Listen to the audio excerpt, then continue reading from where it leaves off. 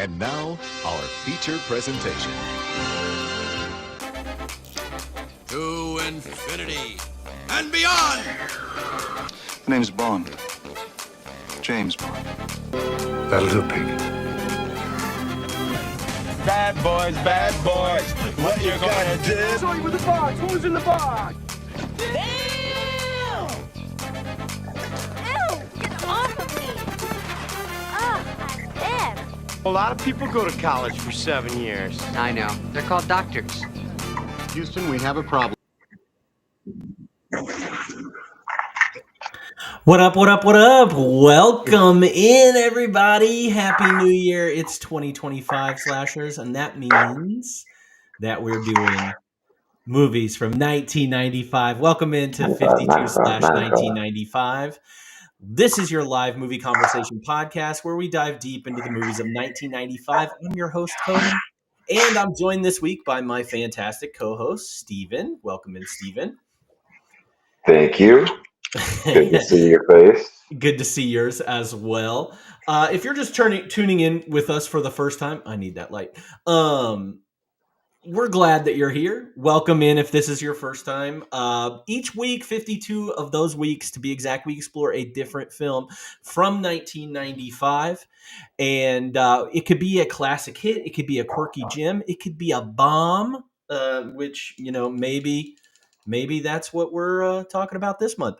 And what we'll do is we just dive into the year's important releases. We discuss them in detail, and then we chat with the guest about, anything that they've seen or maybe their experiences with this movie in particular. But our current theme this month, we try to do themes with this, and this month is a split month for this theme. And our theme is thebomb.com. If you're familiar with 90s lingo. But this is thebomb.com, where the next two movies that we talk about are considered huge bombs of the year and were reasonably big movies production-wise, or they were expected to be great and ended up not being so great. And that means that the first movie that we're going to be doing this year is a movie called Showgirls. Not everybody get excited all at once. This was kind of a joke in the 90s to talk about how bad things were, like Showgirls wise. Before we jump into this, Steven, thank you again for joining us. Had you seen this movie that we're talking about? Yeah, I think it's one of the first movies I ever saw on HBO. Yeah. Grew up in a pretty sheltered TV and movie environment. And went over to, I've been trying to remember this kid's last name. His name was Bobby, but all I can think of is like Bobby Knight, something like that. Spent the night at his house, and we're watching some late night HBO and saw this movie. And right after this ended, Oz came on. Oh, classic HBO show. Yeah, so really got my mind blown that evening. I'd say. Jeez.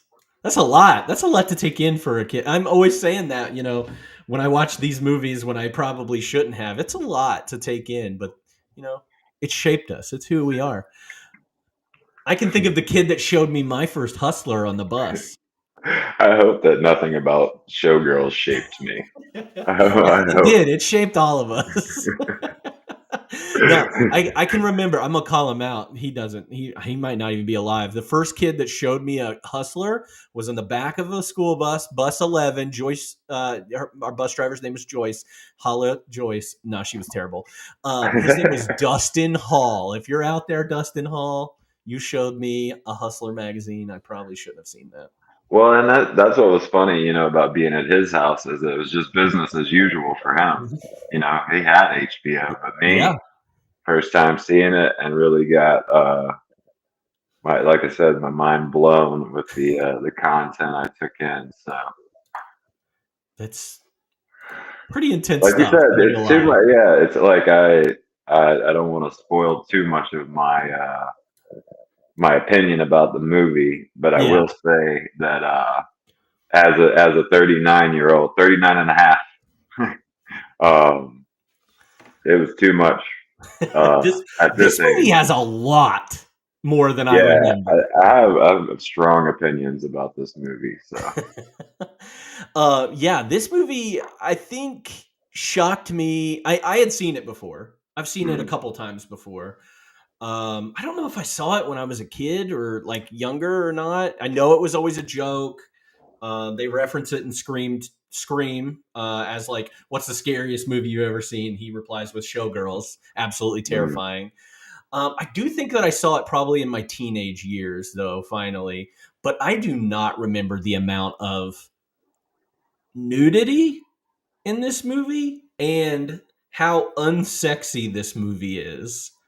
I think is the best way to Well, describe I it. think as a teenager, especially in my situation, I haven't reached the point in life yet where this is unsexy.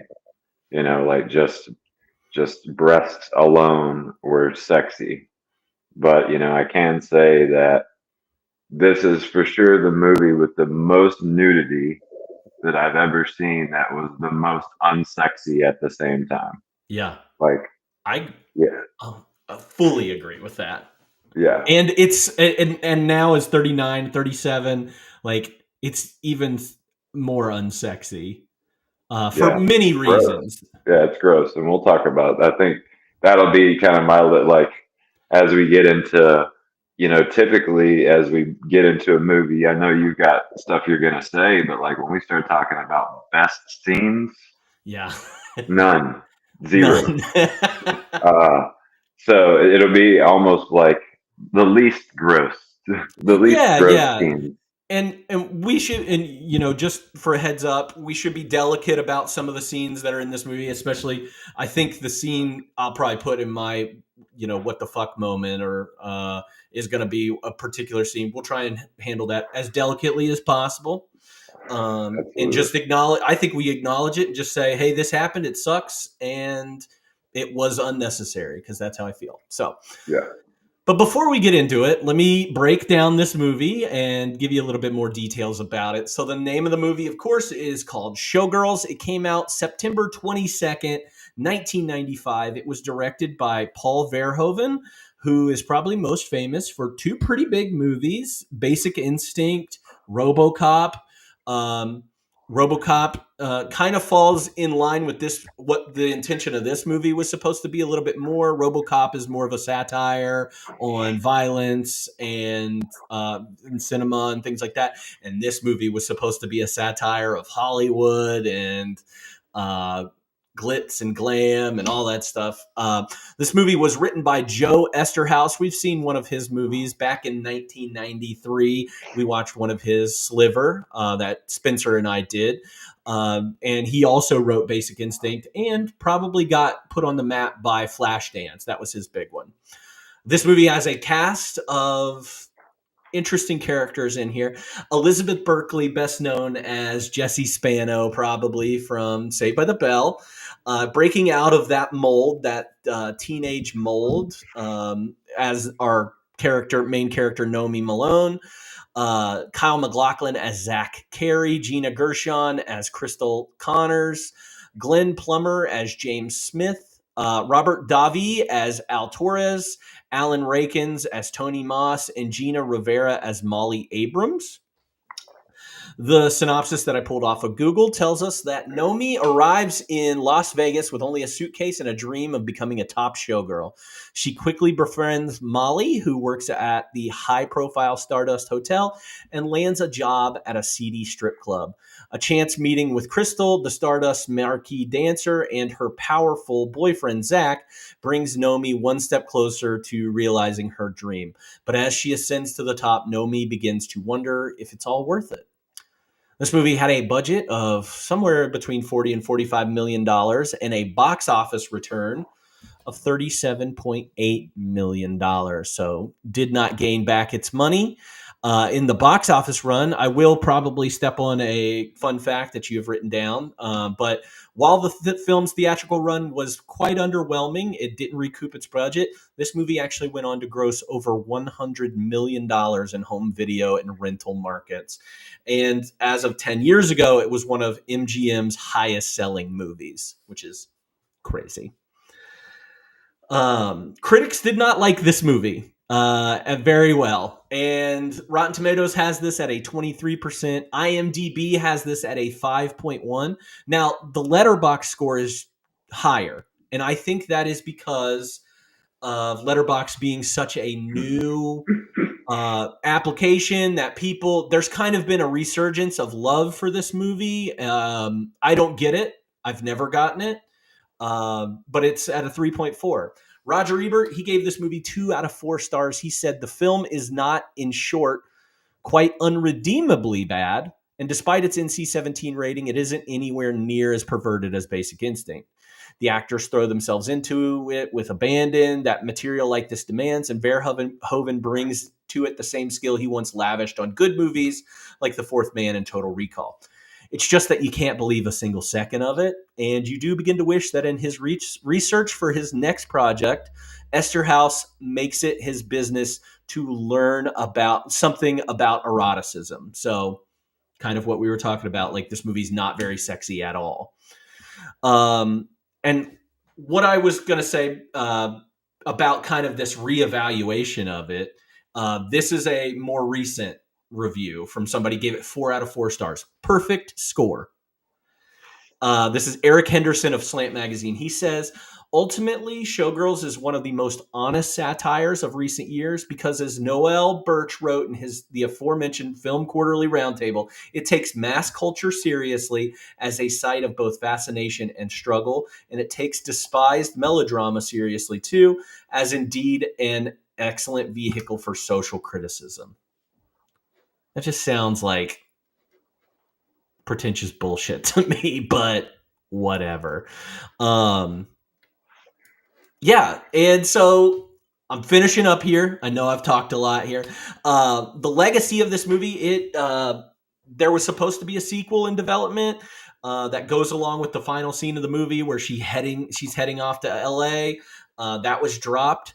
The character of Penny actually went on to make her own sequel to this movie called Showgirls 2, Pennies from Heaven, written by Reno Riffle. In 2013, there was an off-Broadway parody called Showgirls the Musical. You can find songs for that, I think, are on Spotify somewhere. In 2019, You Don't Know Me, what my moniker is, a documentary that re-examined this film's legacy was released and talked a lot about people that love this movie and explained their love for this movie. And then recently, in March of 2024, the Academy Museum held a screening of Showgirls in Los Angeles with an introduction by Elizabeth Berkley, who received 3 standing ovations by the sold-out audience. So there is a newfound love for this movie, and it didn't affect either one of us, though. No, it didn't. Not at all. Not at all. Well, okay. So let's dive into this. We can, obviously we can talk about it as little or as much as we want. Let's start with, I got a question for you before we get running here. Do you think this movie was created as a satire? I think that's bullshit. And then they started saying, "Oh, it's a satire." There is nothing unserious about this movie. I think that no, I still don't get it as a satire. Like, yeah, I know. Like, I see in the chat, if it's satire, it's not supposed to be actually sexy, right? That's correct. Like, if this were a true satire, what we're seeing on screen is not supposed to be sexy. And we're supposed to feel a certain way about it. But I think it is truly presented as a rags to riches story. I think there's some good movies in here, or good stories in here, but I don't think that they did any of it right. Yeah, it falls short. And I do think it was supposed to be funny, though. I do think that some of the a lot of this was. I think James was supposed to be funny. Like, to me, he's the most unserious character. Everything else seems serious, and so I've never really heard anybody say like this is supposed to be a satire on how the showgirl life is in Vegas. It never has felt that way, like that it's mocking it or that it's making fun of it in any way. It's more, it seemed like an attempt to expose kind of the underbelly of it. And Yeah, yeah. if that's, I don't know that even that it's done with any emotional impact. I It's think done. it also went into it and did not like the guy that wrote it. I don't think took any consideration of the worlds that he was diving into. Um, you can expose these industries, the underbelly of these industries, and do so in a way, but also like it is almost like he is doing like a caricature of what he thinks it's supposed to be like. This is what a strip club is supposed to be like. This is what a showgirls, like a Las Vegas show is supposed to be like. I agree with Alyssa earlier. I feel like she said like this is like the director has never had sex for the sex scene. It's like this is somebody what they imagine Las Vegas to be like. I Uh, agree. but I don't think that was the intention. It doesn't feel like that was the intention. But we can, I would be very interested to talk to somebody who felt like it was a 4 out of 4 or 5 out of 5 star Yeah. movie because I feel very differently. In fact, I was going to say I think this is the worst movie that I have watched for the stream in the entirety of the time. This is the one that I enjoyed the least, at least. Yeah. Okay. I see that. Yeah, I can see that. I was, yeah, I did find myself entertained. I think you and I have talked about like breaking down on a more objective yeah. scoring that we did that. And like I did find myself entertained and not being able to look away for good parts of this movie. And so I feel like my score is a little bit higher than it probably should be because I've rated this pretty low in the past. And then this time around, I was like, it did what it was supposed to do for like, except for like a few things that really took me out of it. Yeah. Um, but yeah, I don't think that the director's never had sex before in his life. I think that's great. I think the writer is just like bastardizing and fetishizing something that he thinks is sexy and didn't talk to a single person that's like, yeah, this is what it's like to be a sex worker, as somebody that's, either doing dancing or like exotic dancing or It's they're, like if AI yeah, wrote this, that because of course the lead is sleeping with this guy. It's just like I don't know. I tried. I knew what I was getting into, and I tried.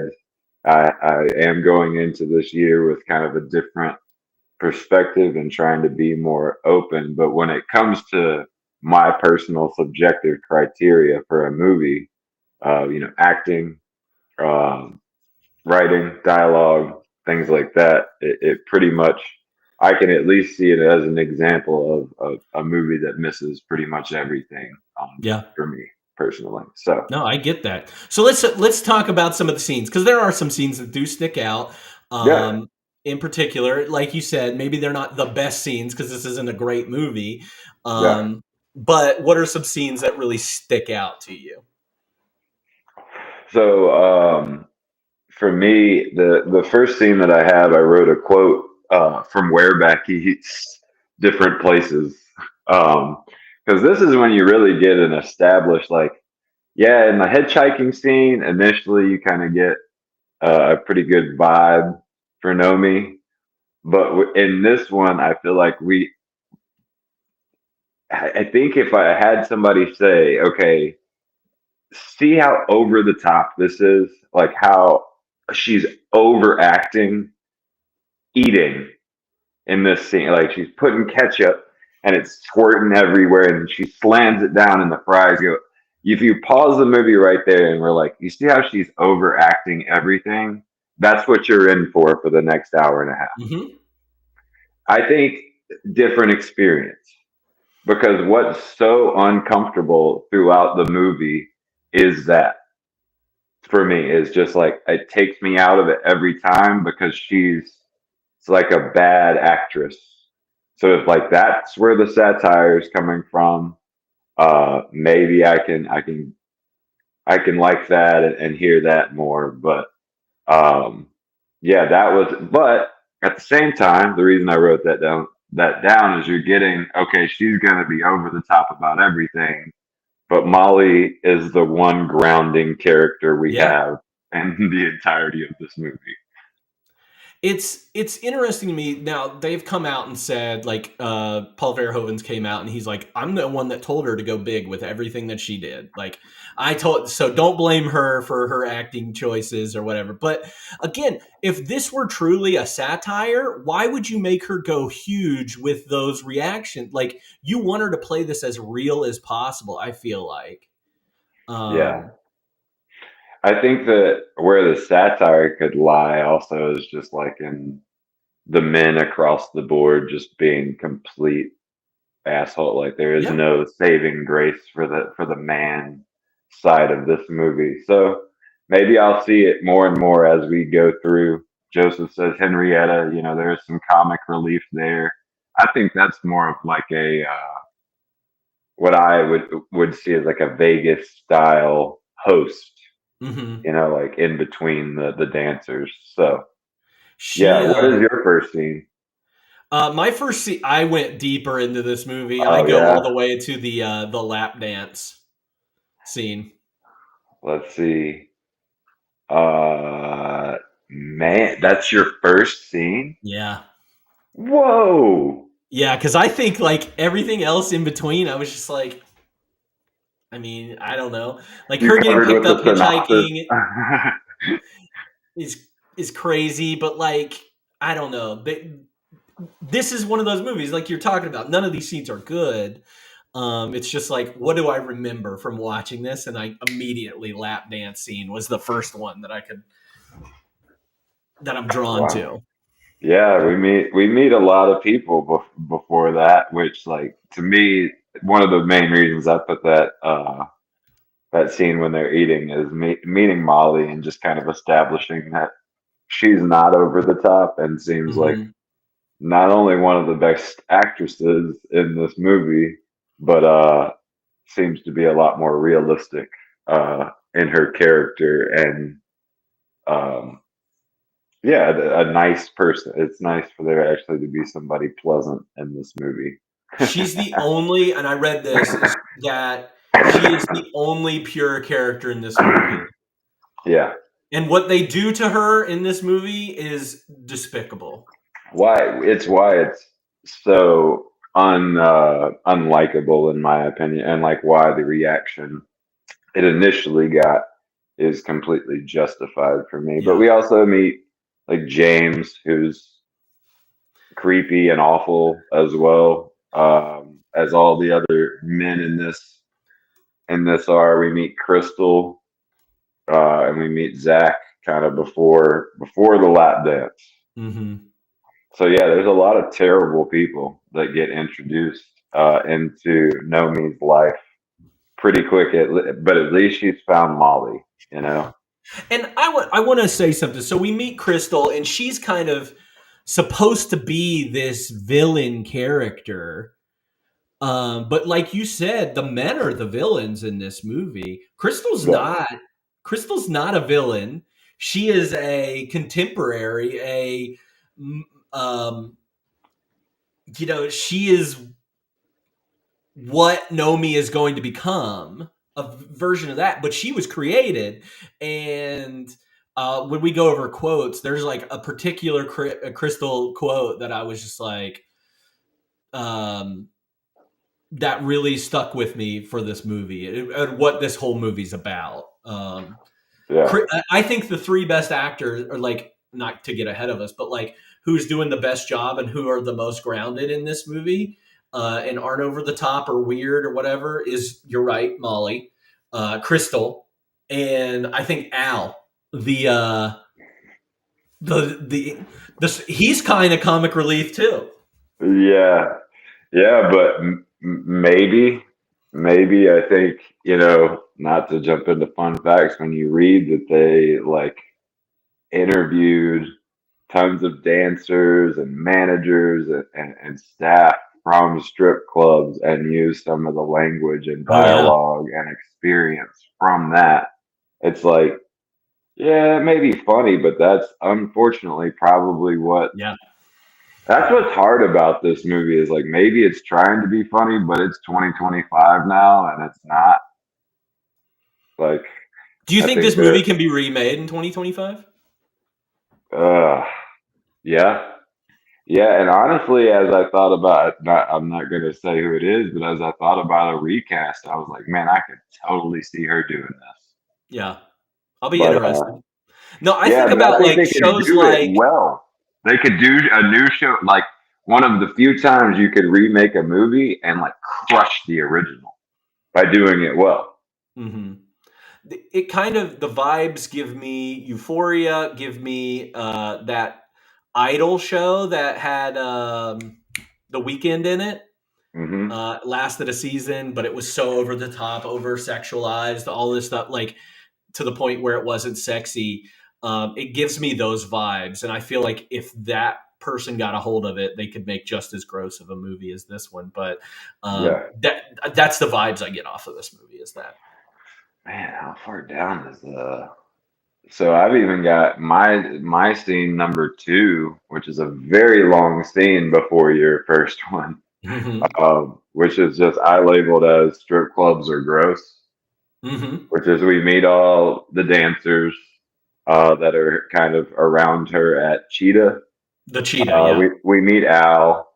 We kind of see the inner workings of the strip club and how things are working. And so there's this very long scene uh, where it's just like it does a pretty good job of just showing that strip clubs are kind of gross and does a really quick job of normalizing people walking around topless and not being sexual at all, which I think they do a good job of that. Like by 30 minutes in, you've seen so many breasts that it's just like, especially as a 39-year-old man, it was just like it became not sexy at all and like not Mhm. even distracting too much because throughout the movie, like, man, the shooting of this must have been just Well, insane. just talking about that, like Elizabeth Berkley said that she walked around pretty much naked the entire time that she was on set for this, and she was like,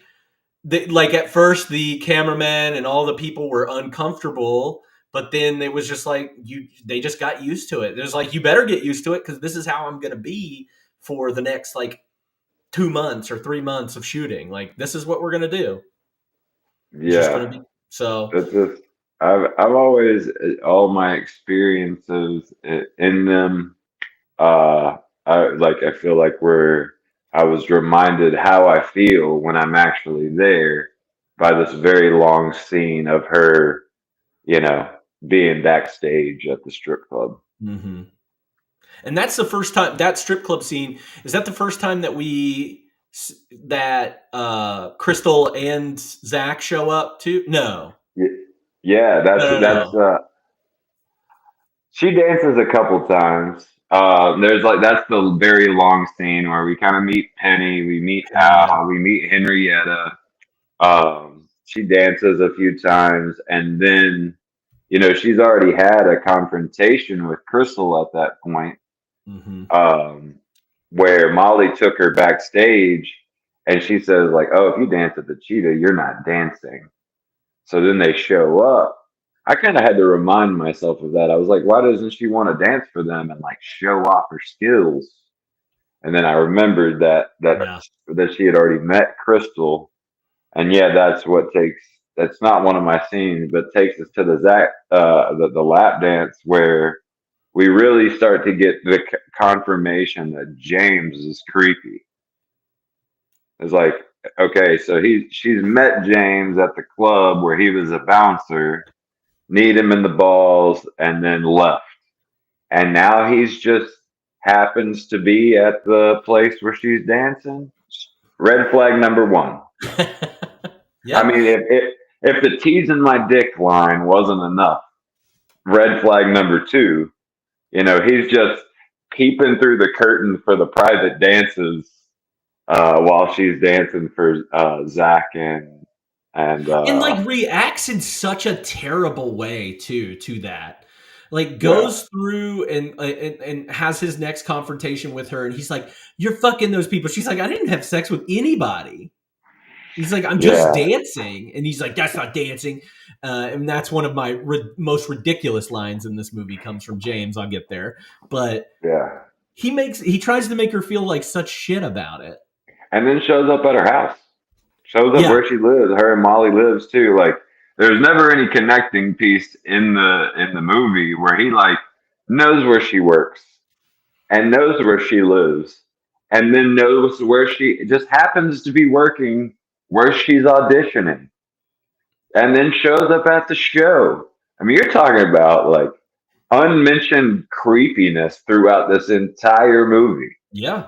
I mean, it gets pretty plain eventually, but good grief, Well, James was I an think uncomfortable character. they're trying to play it off too, like it's cute and like this is gonna be her love interest for the movie. Also, the only character that I'm pretty sure signed on for number two, the only like original with Penny that was That in was number like, two. I'll yeah, do number two. Showgirls show. I'm in. I'm I'm in. in, I'll do it. I'm in, yeah. Yeah.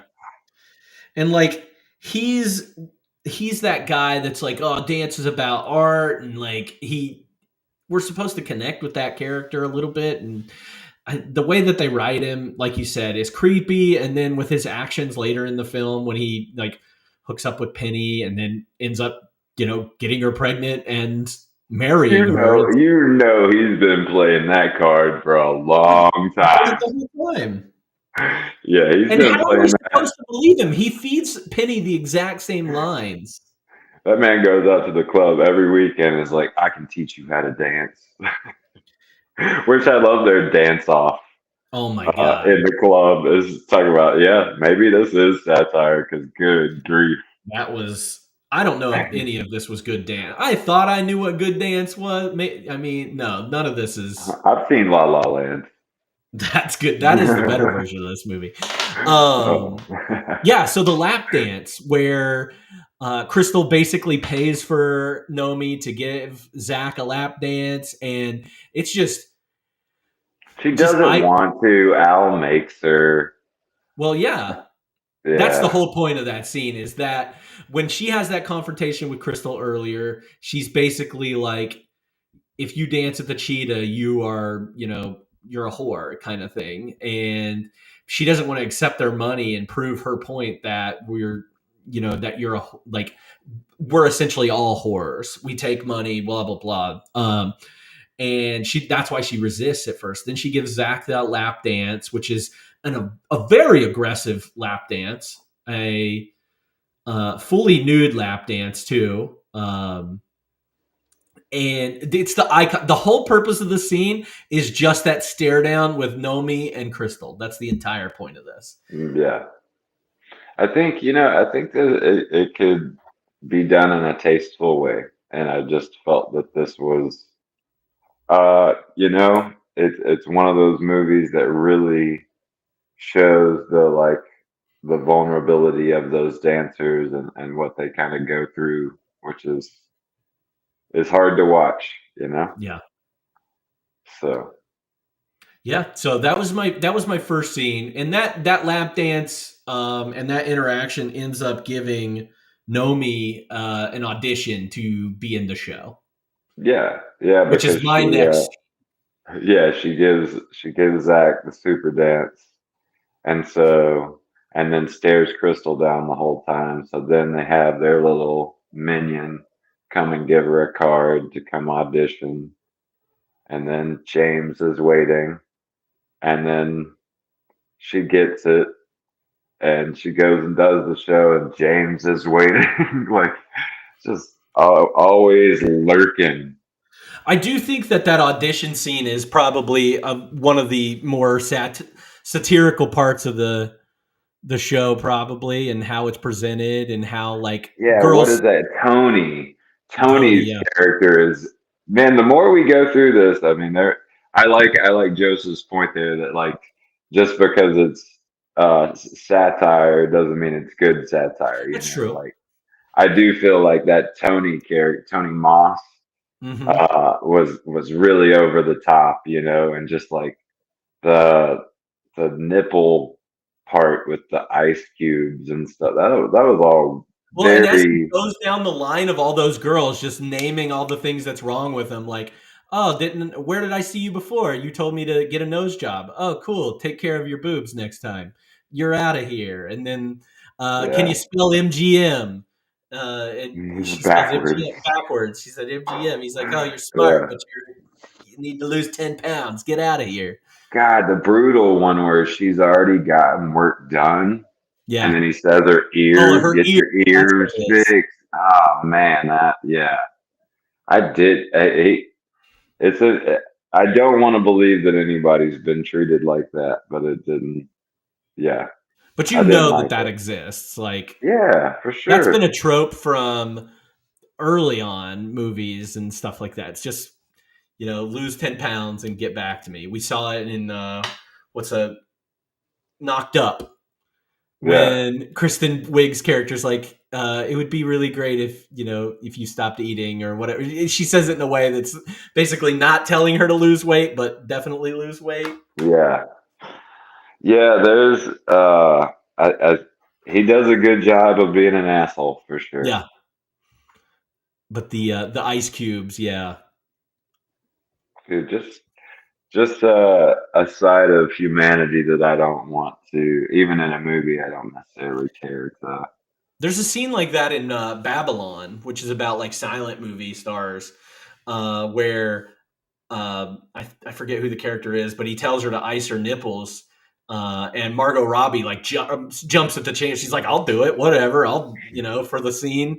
She jumps at the chance and ices them. Ice some nips.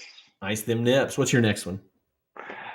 Um, the convention fake out, Oh which yeah, I is didn't write that one down because which is where my name's from, because I did feel like as part of this movie that like maybe that Asian fella just wanted to sing. He didn't know what they were talking about. Like they kind of made him out to be a bad guy. So so you think that there's a redemption arc out there for Mr. Mr. Okita?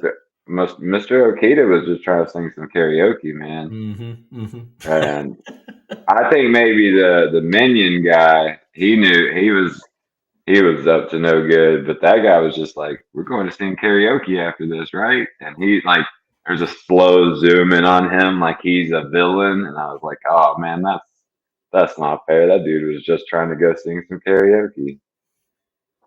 That's not true. That's not true. Man, they made him out to be a bad guy, and I didn't like it. I didn't like it. I think that was the point that we were maybe. So yeah, the Yeah, convention which Crystal sets up. yeah, yeah. She sends $1,000 them to bucks. the convention where they're gonna go just dance and hang out and represent the hotel, but then it becomes clear that other intentions, not from Mr. Okita, but from the other guy, um, they're trying to make him out to be a bad dude, and that's not the case. Private room karaoke, man, that sounds like a great time. Whatever. This is also the first time after like Nomi comes back and gets like all fired up with Zach and tells him how, oh, this was what was going to happen. I can't believe that they do this. We see like this is the first time that we get to see Zach be kind of a dickhead because he's like, oh, you're in so much trouble and you need to apologize to Nomi right now. And then once Nomi leaves, he calls that guy back on the phone. It's like, get up here. I was just messing around with you. Man, he's using the dentist system on Yeah, her. he is Dennis's. Yeah, he's Yeah. Dennising her. Yeah, He's just trying to display his value. exactly. This guy knows what he's doing. Yeah. Which we get the E really fast. I didn't think this through, but we do get the E pretty quick after that, engaged physically. Oh yes, they definitely engage physically. Which I think I could see what now. I mean, it's been so long since I've seen this movie. I think I have seen it maybe once in between, but like, what I wrote down the weirdest sex scene I've ever seen. It really is. I specifically, I told Alyssa that she wasn't going to watch this movie, but I said I do need you to come here and see this. And I feel bad that I made her come watch a sex scene, Yeah. but I was like, just watch how ridiculous this is. It's like the equivalent of, when like me and Joseph were talking about gore the other day, and when like blood, like Tarantino style, blood is everywhere, it becomes comical. Mm-hmm. This is the same way. That it's so over the top that it's like, it'd be one thing if she was flailing around like that alone, but the fact that the water's like pouring on her face too, it's just so funny. And I did think maybe somewhere tucked inside of my brain, this is why I thought I could have sex in water. It was because I saw this movie when I was, and that's how I was like, oh yeah, I'm definitely gonna have sex in like a pool and a hot tub and a shower when I get older. And then I saw this movie and was like, there's the influence. This movie, Wild Things, probably had a big, had a lot to do with it. Yeah, well, it doesn't work like that, and so that adds to it. Just I was telling my wife, just like the whole time it was like, ouch, ouch, ouch, ouch, ouch, chlorine, out. Oh no, that like it just gets worse. Wacky wavy inflatable balloon sex. It was like that. But if you look, this is the same kind of like movements that she's doing when she's giving him the lap dance. It's true. And like a lot of the flailing we get in the regular dances too. It's just like very over the top. It's the same thing as slamming the French fries and the ketchup from Meeting Molly at the beginning. It's just, she's definitely slamming his French fry. Yeah, very, very the weirdest sex scene I've ever seen. And not physically possible either. Yeah, just physically. I mean, we'll continue to get through this, but man, weird. Unless he's got a hook at the end of it, it's not physically possible at all. I can see a lot of people trying to make it through this movie and getting to that point and being like, "That's not how sex is." But you know what? There are people out there that have seen this or watched this scene and think that's exactly how that's going to happen. 13-year-old boys, maybe. Like, I don't. It's a very strange. Very strange, and I think that'd be an interesting list to see of like the top 10 weirdest sex scenes in a movie. This has to be number one. This would I'd be interested if anybody had something that was weirder. No, this is it. This is number one, easily. Yeah. So and definitely weird for several different reasons. I love that at least I feel like for this time, surely the male butt cheeks had to be not a common thing. Maybe it was. I don't know. I don't know. I don't know film well enough to know, like, were there a lot of male butts in movies at this point? But I do love the one, just like, okay, we'll even things out and show a male booty finally. You want to know the best part of this though? The best / worst part of that butt? It's not even his butt. I know. They after these ladies are naked for hours and hours filming, he's like, I'm not doing it. I need a body double. Even the male dancers are wearing thongs, like, what a bitch move. Seriously. That made me so mad. I like Kyle MacLachlan too. Like, I like that guy. Twin Peaks, probably, and we watched him last year in the Flintstones. Yeah.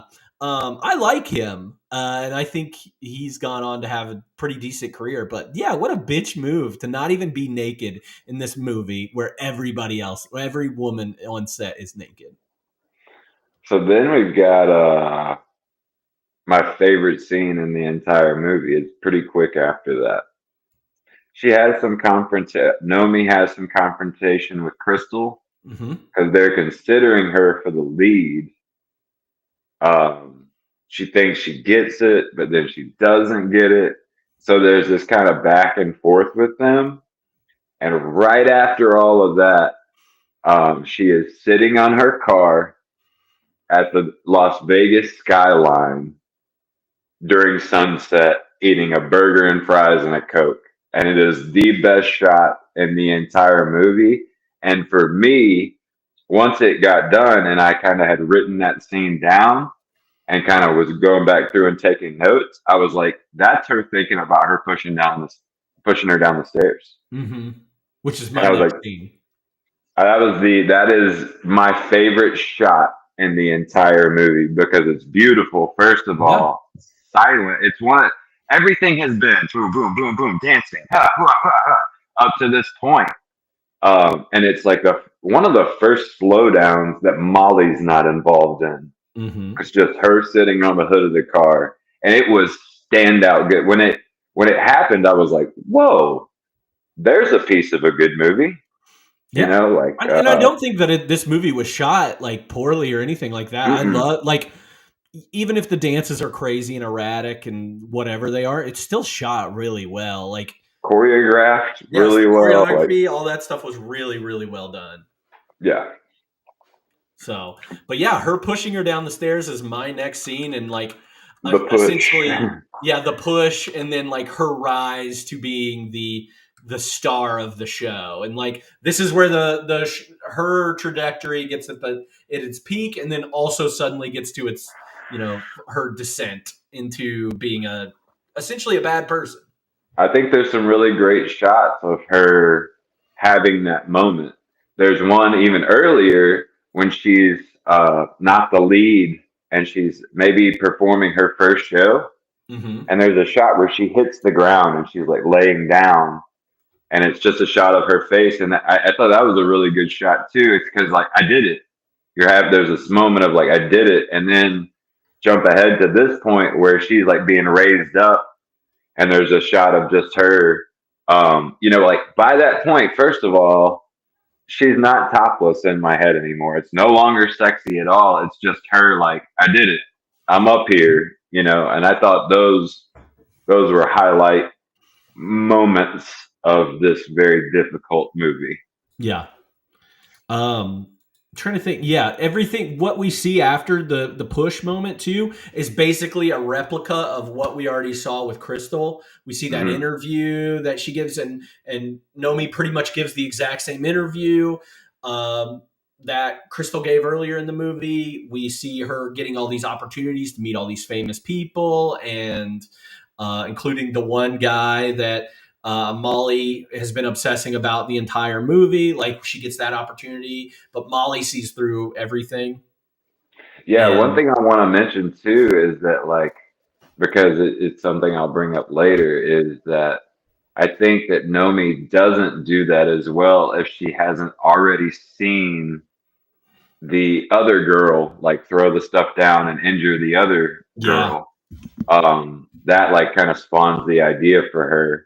So I think that like the stars align and she's like, oh, I can get away with this because they're going to sue the company and the hotel before they allow me to be the lead.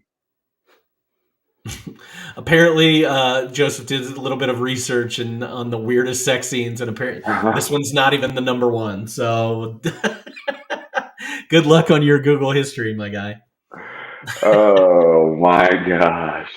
I'm skipping kind of the rest of the movie to ending in the hospital is kind of where my last scene was. Yeah, I just had a few notes after that like Molly realizes that Nomi pushed Crystal down the stairs. They go to the party. Yeah, and then Nomi kissing Crystal in the hospital. Yeah. And then just dips. and then dips. It tells Molly, "Hey, I got him back for you," and then says, "See you later, best And friend." here's where, man, maybe as a conclusion, I have to admit the satire that maybe just not good because here we have this like maybe the ultimate satire of the movie where the same guy picks her up Yeah. that picked her up in the beginning. And it's another thing where our main character didn't learn a lesson. Yeah. She's actually going, like, they make it seem like she learned a lesson, but she didn't. She's going to go do the exact same thing, repeat exactly what she did in a new town in Los Angeles. And that's kind of the message that we get, which I think is confusing towards what they were trying to shove in that last 15 minutes, which is just insane. She's leveling up though. Let's admit she's leveling up. She's gone from like first place, she was a lady of the night.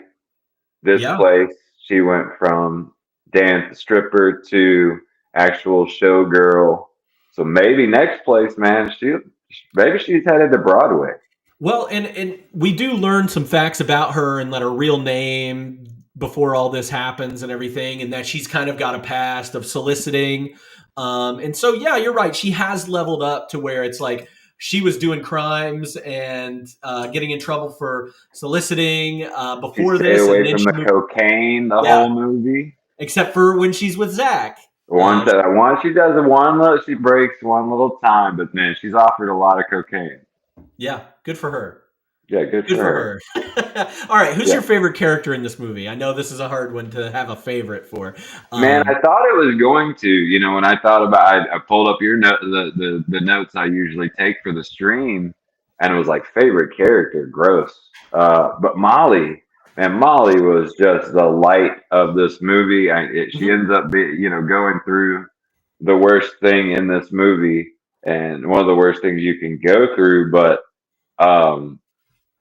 I do think there is not a happy ending for Molly too. She's barely there, and she's like, "Hey, I bit the shit out of that guy. Bye." And then she wakes up and her best friend's gone, and it's like now she's got to pay all the rent at their trailer. Yeah, she's left alone, and she also has to deal with that trauma on her own. How cute was Molly in the glasses too early on? I like. They kind of introduced her, and then when she's in work mode, she has these like you used to wear. I don't know what they're called, but like they've got thicker rims on the top and kind of clear at the bottom. Oh yeah, like Wayfarer. Very clear, yeah, very cute glasses. Yeah, Molly is she's trying to work hard. She's like, hey, don't fuck up my job. I just Molly's adorable. I think she is the scene stealer and my favorite character by far.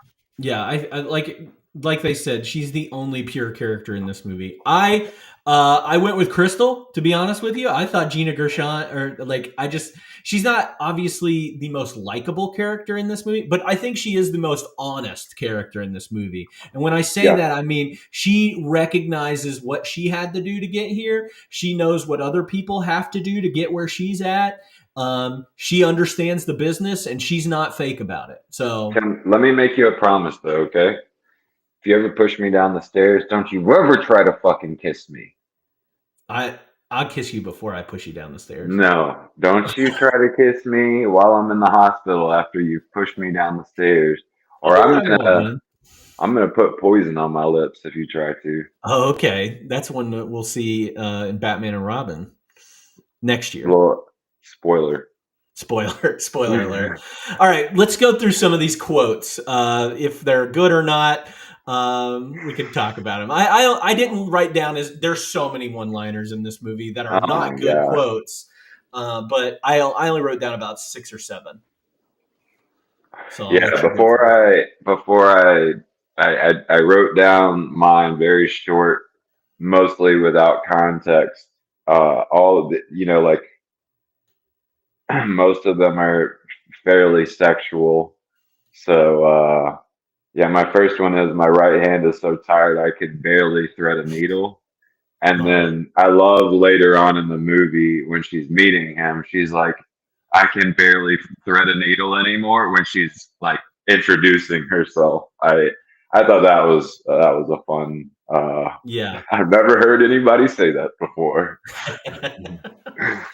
We talked about a couple of these scenes. I'll go ahead and talk about my Crystal line that is, and she is having a conversation, I think early on with Nomi, where Nomi told her that she dances at the Cheetah, and she's like, "Oh, so you're a whore like all of us," kind of thing. And Nomi's like, "I'm not a whore.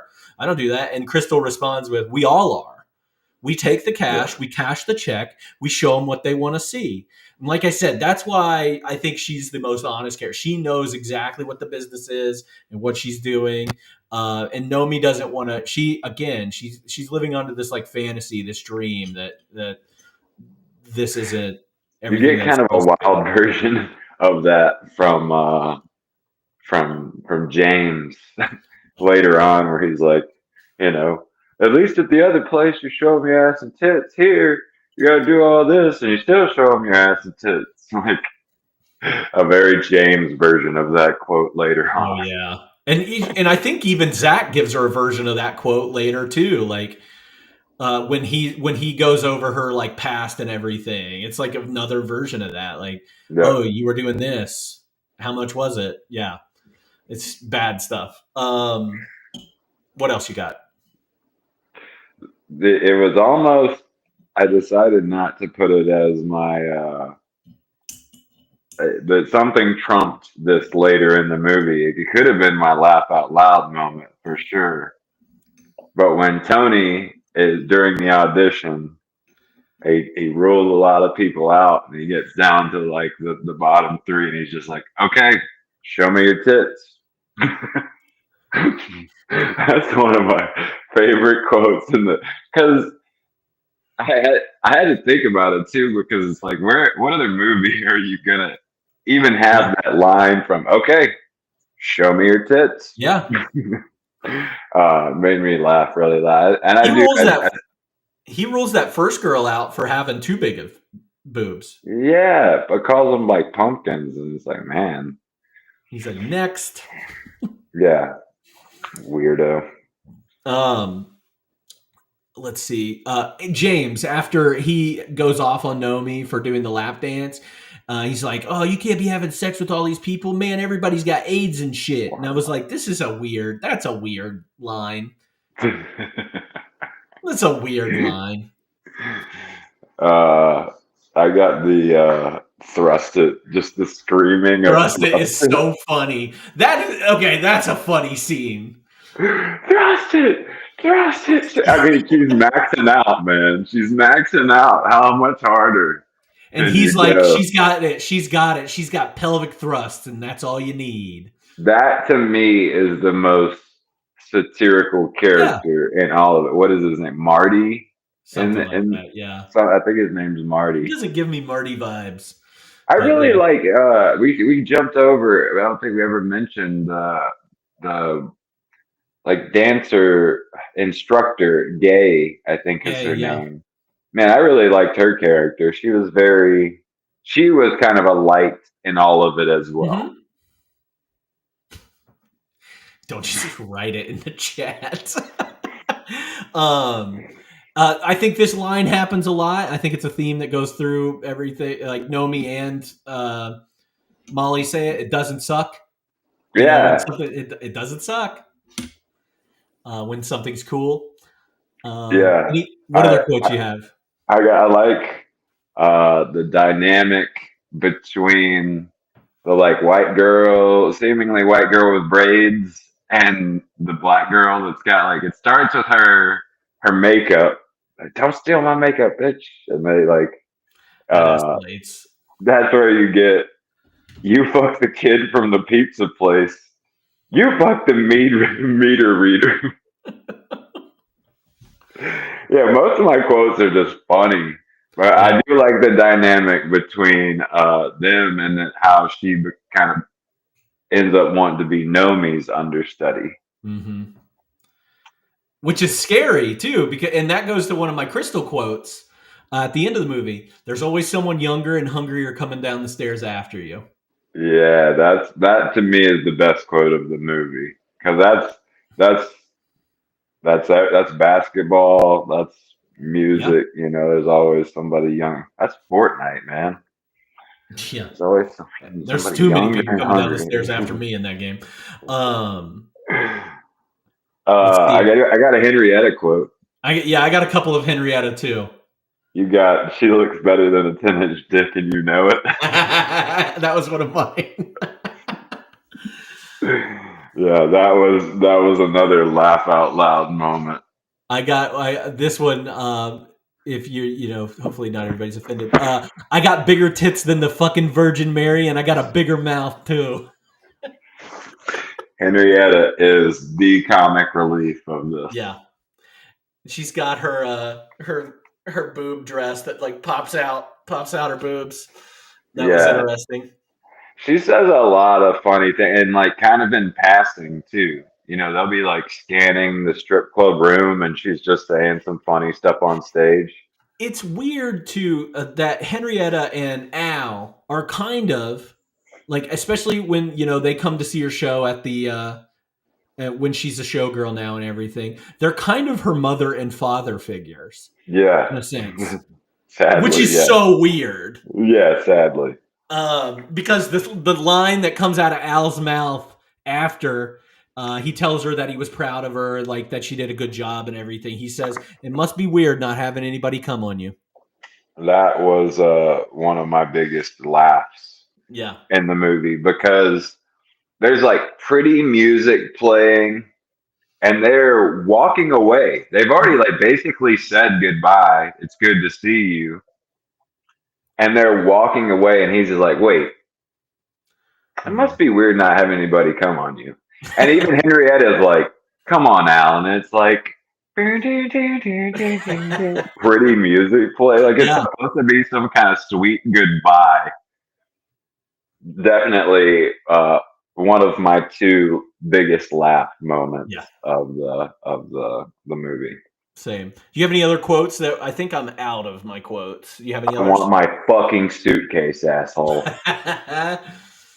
I love, man, talk about for a shitty movie, in my opinion, in my humble opinion, for a shitty movie, a great ending. A great ending. I love that it ends on, I want my fucking suitcase, asshole.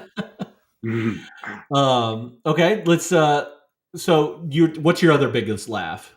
Because the monkey's running around. I forgot about the monkey. The monkey's running around and won't even putting lipstick on. Do you have that fun fact written down about the monkeys? I don't know about the chimpanzees. The chimpanzees, yeah. One of the fun facts that I wrote down because it's so ridiculous is the only time that the actresses complained about feeling uncomfortable was with the scenes with the chimps because they constantly stared at their breasts. Yeah. Makes sense. It makes sense that they're like, I bet there's milk in there. Yeah. I bet there's milk in there. There's food in there. Hey, bro, there's food in there. There's food in there. Let's grab it. Let's do it. I forgot all about the chimps just running around. What a wild scene. Man, I have 3 what the fuck moments. Oh my God. And again, if does your what the fuck moment have the Yeah, I won't go into detail. There's just one aspect of it, right? And maybe we can discuss it a little bit. But let's start with my first. That's the third of my 3. The kids in the back. Oh yeah. That was when I like the monkeys were funny. Like, oh, of course they're on stage too. Of course they like ran from their dressing room to where the humans were. But the fact that somebody would have a young boy back there, it's like, come on, man. That kid be walking around with a... But it's one of those things, you grow up in that world, you're just... Yeah, to me, I guess that's, again, we could speak to the satire or the exaggeration of just like that there would be kids in the back, just like on top of there being kids in the back being like, hey, watch your mouth, not put your tits away. Yeah. And that being the thing that kind of pissed off. I don't remember what that character. I don't know if they even tell us what the the light skinned girl with the braids. That's Mhm. the thing that like she's like, you messed with my kids. I'm gonna throw marbles on the stage now, or beads, or whatever it was. Mhm. But yeah, it was like, what? I'm glad that we hopefully live in a time that that's not happening in many places. Yeah. Uh, Fingers crossed. Hopefully not. Yeah. You Yeah. wonder after that research that they did with those other like clubs and everything, if this was part of the research, like there would be, a mom with her kids in the backstage area. So you hope that's not true, but it might be. Um, besides the pool sex scene on here, and then any dance scene, I put as like a ridiculous moment. The scene between Crystal and Nomi where they're eating together, and you think that they're kind of bonding or whatever, and they talk about doggy chow. Do you remember Yeah. that? Where they talk about Yes. eating dog food? And the whole time, Nomi is dipping like 2 fingers in her champagne and like licking it off her nails. Dude, there's some weird shit in this movie. It's so Uh, wild. but a thing that I didn't see anywhere on the internet and just jumped out at me that I wondered if you noticed, because I bet you'll have to go back and look at this. They're talking about, so the crazy sex scene has happened, and now Zach is saying like Nomi's got the heat. She could take her place. They're having that conversation, and within that conversation, everybody's got like a drink in their hands. And Tony has got a glass of milk. What? I He's didn't even got notice milk. it. Everybody else has got like champagne glasses. This dude's got just, I mean, it may not be milk, but it is just like a regular glass with white drink in it. Like, That's wild. I didn't notice it that. stood out. I saw it and was like, Yeah. rewind, pause. Yeah. No way that they just put milk in that dude's glass. Yeah. But yeah, then obviously the thing that we're trying to avoid, I just thought was um, not even satire at all, because of the dynamic of that situation, as well as it reminds me, we talked about Natural Born Killers, and I accidentally watched the unrated version. Yeah, the longer version. And there was a couple of things in that I was like, this is a great example of what I think, to me, crosses the line in a movie. I think that you can tell a story that has something like that in it and do it in a tasteful way. But I felt like not only was the first scene of it not done in a tasteful way at all, but the second scene of it was completely unnecessary and one of the grossest parts of the movie. Like, why? I don't even know of any kinks and stuff, Cody. Like, where you're like, are you a vampire all of a sudden? Like, is this rock star a vampire? Or were they trying to? Yeah, it was really, really uncomfortable. And that's another part of the movie where I wouldn't be surprised at all if people were like, oh yeah, I've seen Showgirls, but I turned it off. And there's so many points. This being the number one, the point where it was like, yeah, I've seen every bit of it, but the last 15 minutes. Yeah, because it all happened so quick. It's like this, and then all the rest of it, and I think my problem with it, if you haven't seen the movie, and that's fine. I'm not going to say what happens or anything, but the problem with this, one, I hate the trope of using this kind of stuff in a storyline. I'm not saying that this stuff doesn't exist. I'm not saying that it shouldn't, it definitely shouldn't be glorified or anything like that. But like, this was used as the motivation to get Nomi to realize that she's on a trajectory that she shouldn't be on. And that disgusts me even more, is that it's like, oh, we need our main character to be a hero. Well, she doesn't even end up being a hero. She ends up going to that man's house, kicking the shit out of him, and then ditching her friend and going to another town. Like, is that heroic? Is that what we're trying to get the message from this? Like, it's just so absurd and it's gross. And if you get into this movie, you get to the party scene, shut it off. That's what I would say. Shut it off. Yeah. There's nothing after it that's worth even watching. I would argue. I mean, we'll talk about it more, but yeah, it to me is one of the the sex scene is one of the weirdest sex scenes I've ever seen, and the party scene in this movie is one of the most unnecessary. See, it's like they're trying to recover from the lack of the sexuality in the rest of the movie by forcing it literally, and so. Yeah, I hated it. I hated every second of it. What's crazy, I don't know if you did, we both talked about seeing this as a teenager and not being, I don't remember that.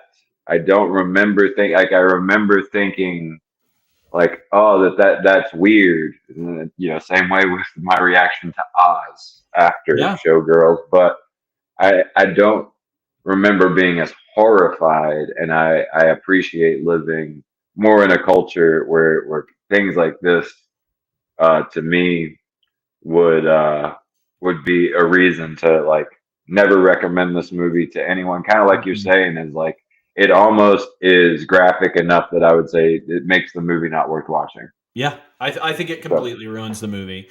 And they've gone on record after, obviously hindsight's 2020. They should have known in the moment, but like completely regretting it. Well, and I think I think it was last year. Is Shawshank 94? 94, yeah. Yeah, to me, that's a great example of tastefully showing a really unfortunate part of a story. Mm-hmm. And this is the exact opposite. When I saw this last night, I was like, this is the exact opposite of Shawshank Redemption, where they go like two steps, not just one step too far for me, but two steps too far. Oh yeah, it's terrible.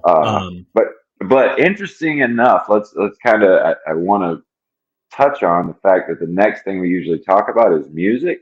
Mm-hmm. Is that my genuine reaction during the party was finally, like I mentioned the beautiful scene earlier where she's sitting by the sunset and the skyline. And I had the same reaction to the music when they go to the party and they're all slow dancing. And so I do have to, it's a song called Walk Into the Wind, kind of a show tune type slow jam. And I would say that it's even used in a very interesting way due to what happens at the party. Yeah. It goes from this very moment catching or eye catching moment to me where everybody's slow dancing. It's kind of everybody's dressed up and there's this very like nice song playing.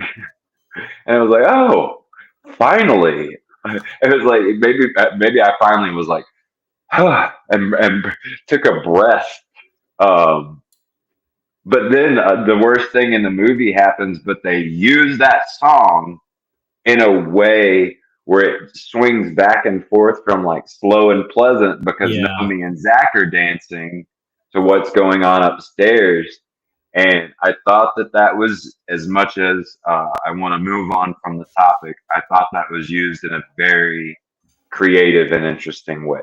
Interesting, yeah.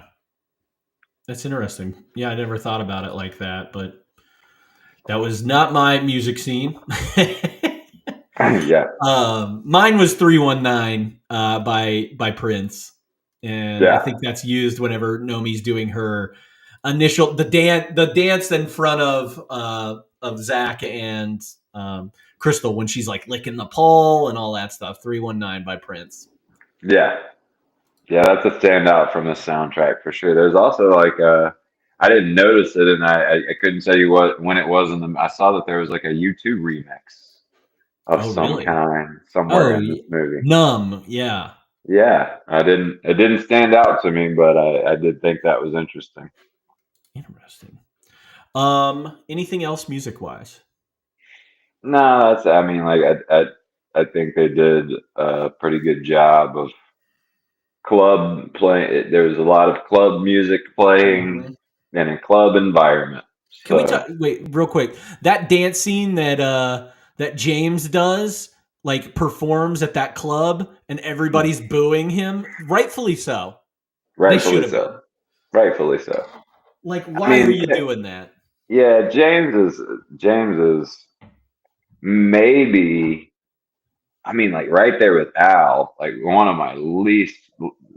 I mean, they're all gross, man, but like James is a special kind of gross, man. Like, yeah, yeah, Yeah. very, very unlikable characters. All right, let's move over to another unlikable part where we're Hmm. gonna do F Mary Kill, Oh yeah, where I give you three characters. I think I know which. I think I know one of them is how you're gonna handle this. I don't know how you'll handle the other two, but I'm gonna go with our three main women characters in this movie: Crystal, Nomi, Molly.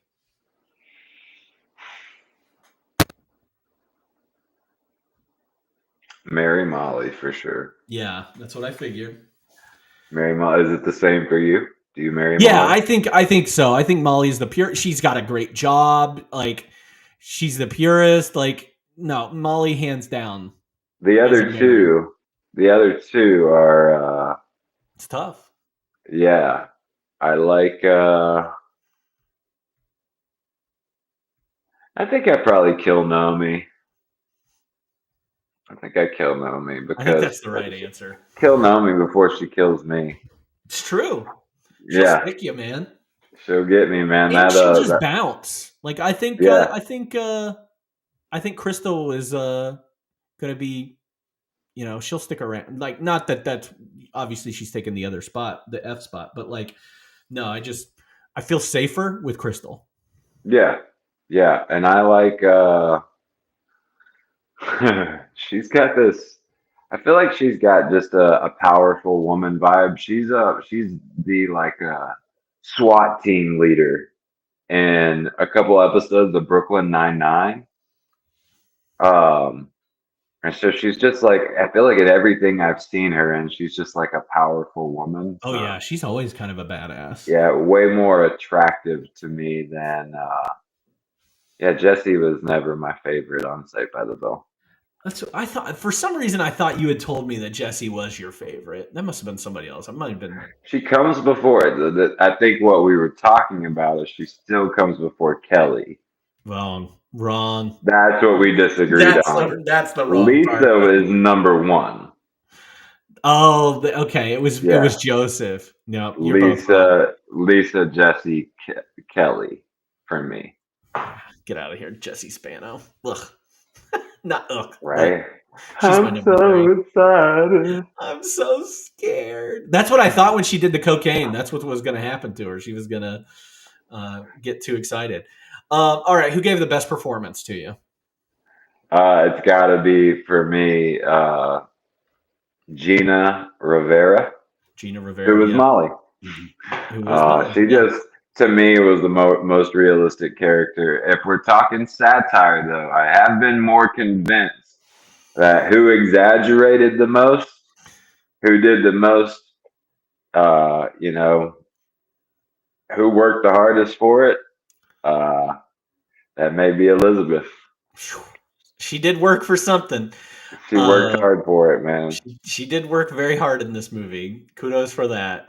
Mine's Gina Gershon, the one that played Crystal, I think. Yeah, so we both said like favorite character and best performance. And best performance are the same. I like to try to make those different, but in Same, this one, I especially after I think I was maybe on the fence about best performance, and then after reading some of the kind of information, switched to Molly. So she was yeah.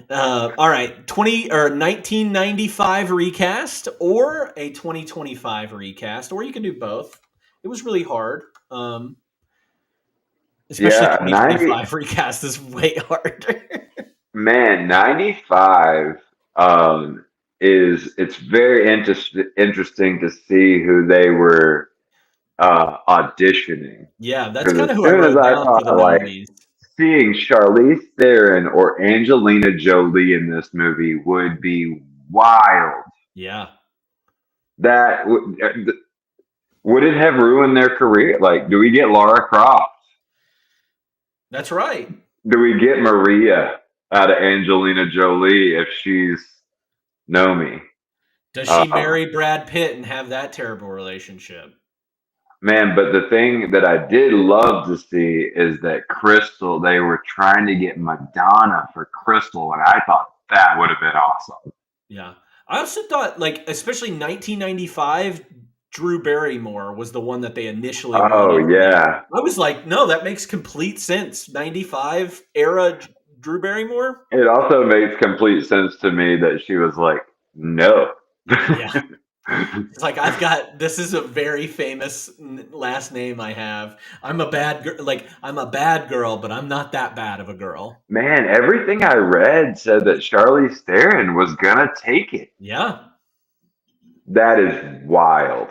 And like That is Elizabeth Berkley wild. was the better dancer, though, and that's why they went with her. Yeah, yeah, and man, yeah, to think of it, they tried to get J Lo to do it. Yeah. That's crazy to think about the career difference, because I Mhm. think there's even a documentary about, like this and some of the struggles Elizabeth Berkley went through Oh, yeah. with it being, I mean, so it killed her career. Her agent yeah, dropped her after this. yeah. Usually you drop an Um, agent, they don't drop you, but they dropped her like a bad habit after this was I done. don't care about the guys. They're easy to replace. You could Yeah. find some douchebag to play all those guys easy. Did you have anybody for 2025? Yes, the movie that I want to see, and I'm just going off my initial reaction to getting to this question in the list. The first person that I thought of that I thought, man, I bet she could crush that shit is Miley Cyrus. Yeah. That's not bad. I was thinking about this and I was like, okay, let me think about, and it makes sense too. Somebody that comes from a teenager show and then goes into this. And I was like, this would be right now, 2025, year of our Lord and Savior, 2025.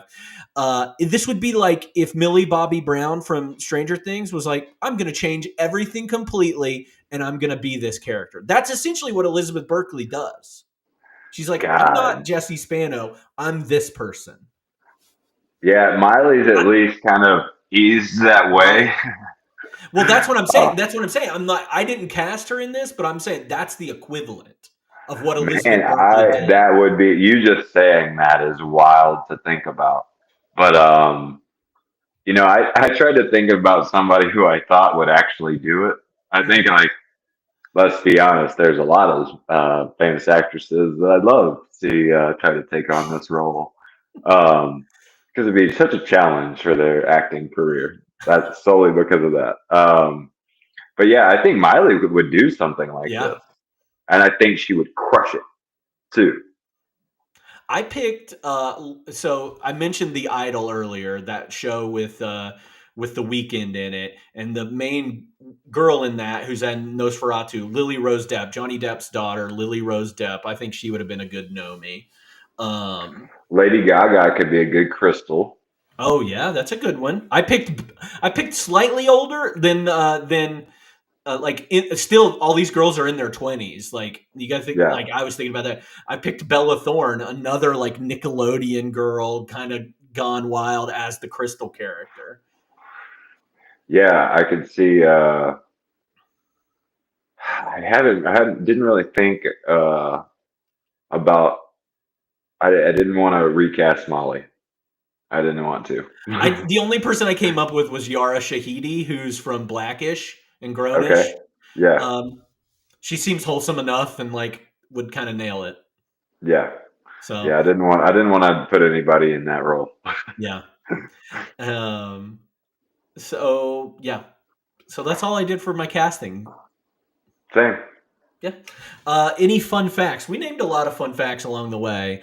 Any fun facts that you have that we didn't It's already not talk about? fun. It's not fun at all. No fun But the facts. fact that Elizabeth Berkley was working 16-hour days, sometimes 9 hours in a row nude, only made 100K and got dropped by her agent is this movie is not that bad. I don't like it, and it makes sense that it didn't do well. I understand people hating it, but it is to me not a career destroyer. The No, fact I that didn't think she so had the either. balls to do this role, kind of like Emma in Poor Things.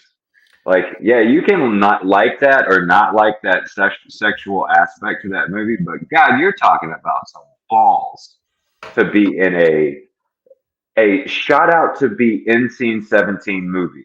Not it got rated that, it was trying to be that.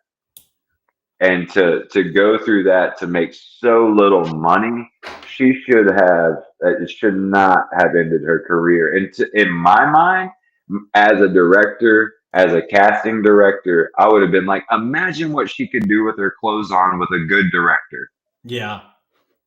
That's not saying slam the French fries and flail around more. Yeah, that's not Like, giving her the worst direction ever. Yeah, man, it's you're talking about 10 out of 10 on just balls to be able to do something like that. and I don't think that like with her doing this movie, like I don't know if Elizabeth Berkley's going to have a great career after this. I don't know if she's a great actress on top of this, but she should have had a better career than what she had. I would love to see a comeback, Brandon Fraser style. Bring her back, put her in something amazing, and I'll love it.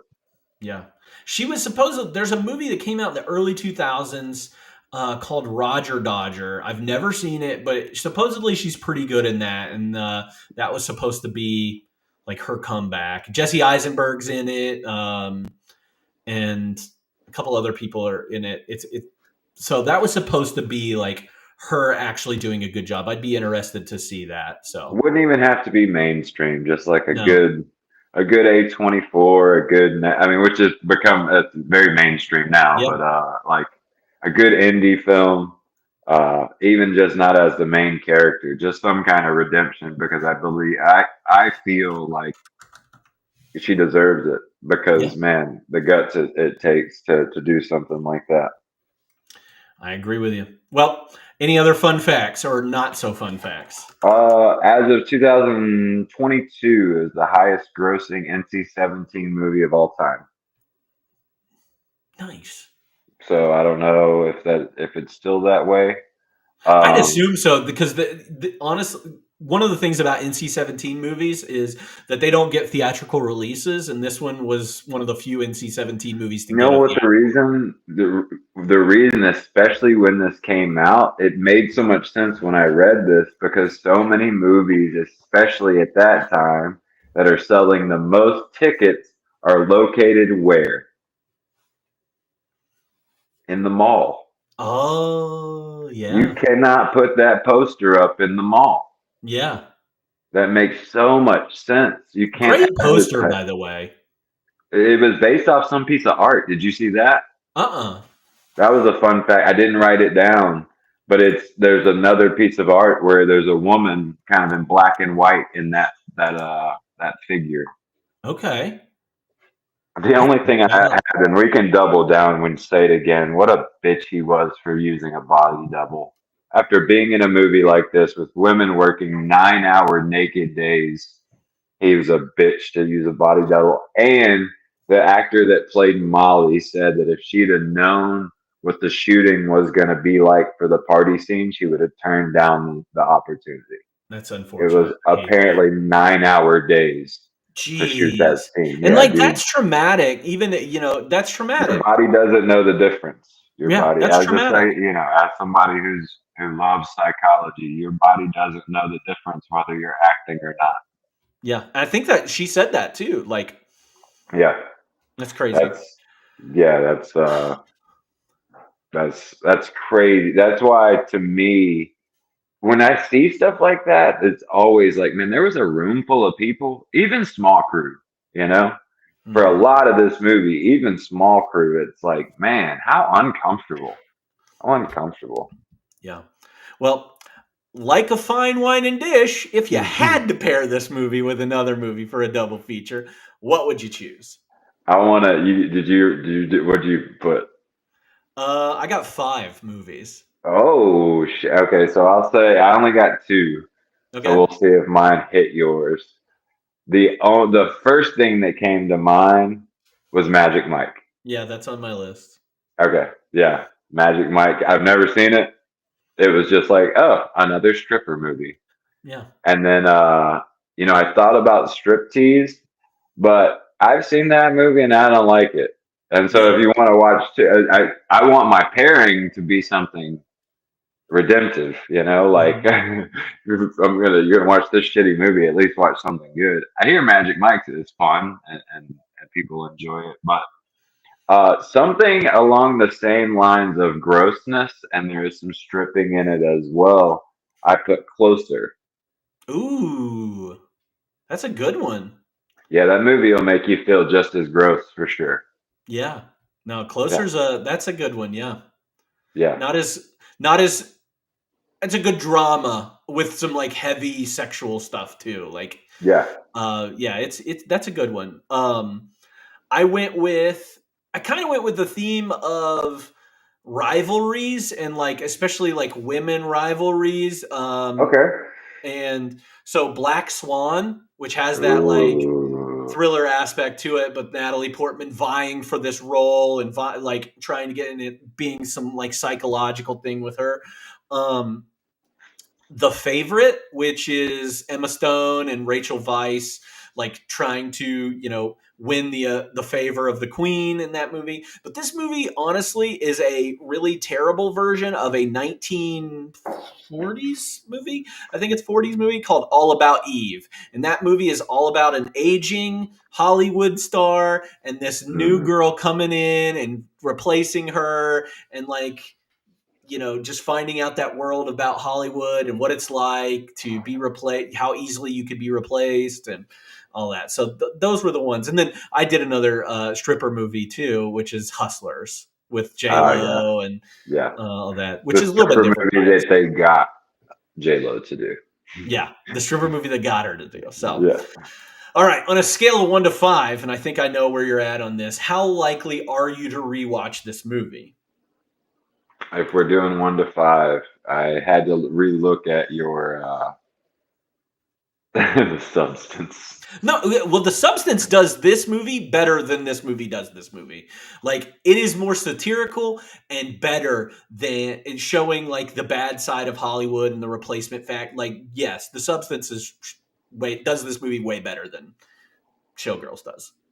So on when I went into scoring this, I had to look at your guide to decide whether it would be my first movie I gave a 0 to. Mm-hmm. But since we're doing 1 to 5, I'll give it a 1. I said this movie is super rewatchable. I gave it a 4 if you cut out the last 20 minutes. I would watch it like just for fun. Just to see the absurdity. But it's a 1 as a whole. I would go up to a 3 without the last 20 minutes. Yeah, it's a 1 as a whole. I can be convinced. Yeah. It destroys this movie. Rate the film from 1 to 5 stars overall. 1. Yeah, I give it a 2. I think it was my first 1 that I've ever given any movie that like the only other movie that comes to mind that I think is this bad, which I think if I rewatch would probably get at least a 2 stars, is Malibu's Most Wanted. Ooh. That movie is fucking terrible, but I was way more critical at the time, and so I don't know what's that Jamie? What's the guy from Malibu's Most Jamie Wanted? Kennedy.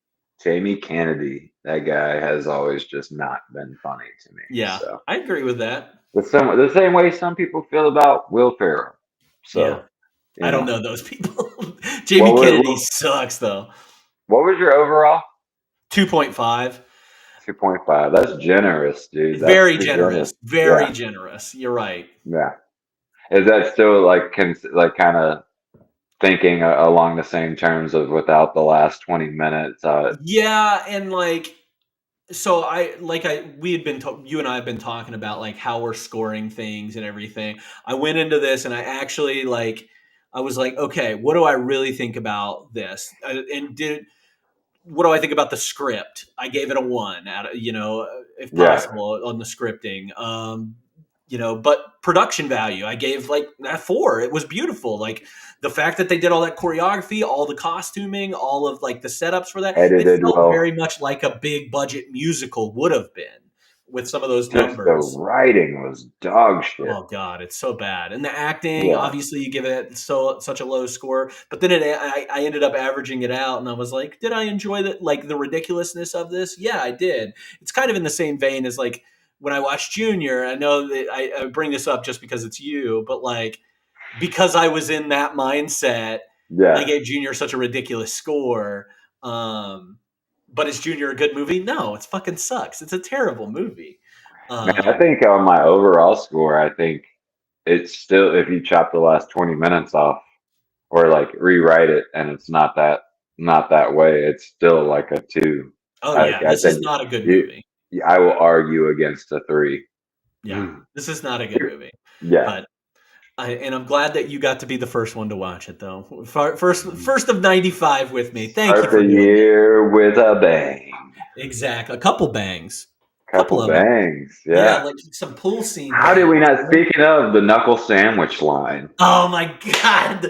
I'm gonna give you a knuckle God. sandwich. How about you do it, or if you do it, give it to Anally. me anally. That was such a good line. Yeah. Well, thank you, Steven. Before we wrap up, what are some of your recent movie recommendations? I haven't watched a whole lot. I am starting to watch more. I'm starting to kind of put a list together for myself of some of my favorites. Watching some new stuff, rewatching some stuff, and I rewatched Spirited Away. Ooh, yeah, I watched that And last year. yeah, started off with Spirited Away this year as my first movie watched because I know I love it, but I am trying to be super critical of these movies so I can come up with some kind of ranking. And it got like a 19 out of 25 for Ooh, me. And I started my own letterbox, so I'm gonna start making some nice. lists. But yeah, I'm really looking forward to your list of your 95 movies because a lot of the ones that I feel like will fall in my top 100 uh, are this year and last Yeah, year. We've already discussed them, or we're going to be talking about them really soon. So I'm looking looking forward for to this year. I'm not gonna lie. I was a little disappointed with '94. I'm pumped for '95. Mr. Holland's Opus is one of the first movies. I mean, in there with like My Girl, A Walk to Remember, Yeah, that moved me. Man, it was one of the first movie like in the timeline of movies that just like made me cry hard when I didn't want to. And I'm crying hard to A Walk to Remember, and Mr. Holland's Opus and like in the room with the youth group, like I got a wild story about a Walk to Remember. I need to tell you something. It's not that wild, but it's pretty funny. I'll tell you about it later. okay. But yeah, Anything what else? about you? No, I don't think I've seen anything else. There's a lot that I am planning to watch. A lot coming out that I want to see. So hopefully next time I'm on, I'll have some more recommendations. Okay. Let's see. What have I watched since the last time I've been on here? So, I watched this movie called Snack Shack, um, which came out last year. It is by the same director of the movie I already recommended to you, Dinner in America. This one is a little Yeah, I bit did like. different. This one doesn't have as many slurs in it but the language in this movie, it takes place in '91, but the language that they're using seems very much like of now. And like they're using the word cringe, and every other word is the F word. And it's about these two boys growing up, and they're like 14 or 15. I really liked this movie a lot. It even tugged at it got me. It made me Okay. very sad. And so, but it's very funny too. So I would recommend that. Let's see. I think that might be all I've watched. I watched an Are old you movie last night are called you Bringing sad Up that I Eve. didn't say dinner in Dinner in America? America? No. I'm not. I'm fine. I know you Um, wanted me to like it more, but I think between the slurs and the sexual stuff, and not it would like talk about sexual stuff being very different than this movie, but it's just like yeah, it made me so uncomfortable. yeah. It's So, it's but a, it's a weird one, and the vibes are weird in Dinner in America, and I think it has to just catch you right, and because we were ready to turn it off almost after 30 minutes, yeah, I and think, then we man, like I think I see. When did that movie come out? Do you know? Dinner in America? Been out for a while. 2020, 2021 maybe. Oh yeah, I see that movie in like 2005. I probably fucking love it. Yeah, 2006, um, 2007. yeah, I see that. 2020. Yeah, that movie comes out 15 years earlier, and I love it. Yeah, But it was a little too much for me. I'm yeah. getting more sensitive in my old age. That's okay. We're allowed. Got Um, real loud. we're allowed. Yeah. I hopefully I'll get to see some more movies here. I'm trying to do some other things, trying to read more, trying to listen to some more music, and kind of round myself out a little bit more. I did 368 movies last year, so I did more than a year's worth of movies. I'll probably cut that back again this year. So we'll see Man, how I do. yeah, I know. I mean, I know we're running a little long, but dude, speaking of music, I found the best record in a record store ever that I found. I was in Chattanooga yesterday. I don't know if you remember the band Beloved. They were from North No. Carolina. They're not a band anymore. They're kind of a hardcore screamo band. Found a used record that you cannot. I could not find a place to buy it on the internet. When I got home, uh, bought it for $60. So yeah, if you haven't heard the band Beloved, kind of in the Okay. same realm as like Under Oath. Okay. Uh, yeah, but that's my music recommendation for the week. Beloved Okay. from North Nice. Carolina. Well, thank you again for that. Thank you for your recommendations. Check those recommendations out whenever you want. You can get all that information by joining our Discord server. Steven just joined our Discord server, so hopefully we'll get some more discussions in there and recommendations in there. I do encourage anybody to follow in that and get in there too. Try to get that a little bit more going. You're also welcome to follow us on Instagram or check out our accounts on Letterboxd. Those are there. Sunday, January 5th, we're going to be covering the second part of our two-part series for thebomb.com. And we're going to be talking about Waterworld, which is kind of a bomb of epic proportions.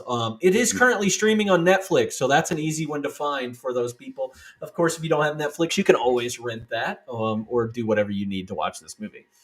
Also, at the end of the month, I do extra credit streams where we talk about 4 movies that didn't quite make the cut for the year of our list. Well, this month, our extra credit theme is called "Hey, I Know You," which these are all they're all films by known directors. We're talking about "Shallow Grave" by Danny Boyle, "Higher Learning" by John Singleton. Outbreak, which was really relevant in 2020 with COVID, by Wolfgang Peterson, and Sabrina, which is a romantic comedy remake by Sidney Pollack. Those lists are available on my letterbox if you want to check those out and keep up with those. That pod is going to be on January 29th, so that's a Wednesday, so check that out. And also, join us Tuesday. We're kind of toying around with this idea right now, but we're going to start 52/1995 music. And we're going to be trying that on Tuesdays. This is kind of just announcement to get that going. But this week's album is Jagged Little Pill by Alanis Morissette. So if you want to listen to some of that music and learn a little bit more about Jagged Little Pill, join us on Tuesday for that.